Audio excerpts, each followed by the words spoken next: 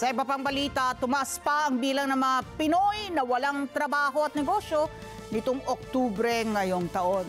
Batay po sa Labor Force Survey na ginawa po ng Philippine Statistics Authority, umabot na sa 1.97 million mga Pilipino pong walang trabaho, katumbas po yan ng 3.9%.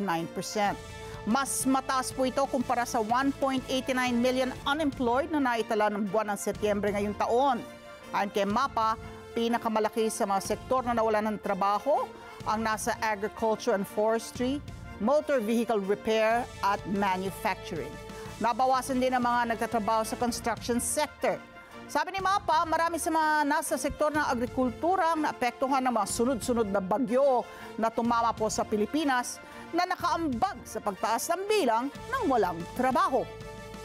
Tama ka, may mga workers tayo na or may mga kababayan tayo na hindi nakahanap ng trabaho, hindi sila nag-participate sa labor market because of the typhoon. At kung i-check natin, tatlo kasi yung malalakas na bagyo na nakita natin noong Oktubre, nagsimula ito nung first few days of October, yung Julian, and then may Christine and Leon. So yes, the typhoon in a way contributed doon sa pag-participate ng ating mga kababayan sa labor market at yung paghanap din ng trabaho. Maraming salamat sa inyo pong pagsubaybay sa Mata ng Agila Primetime.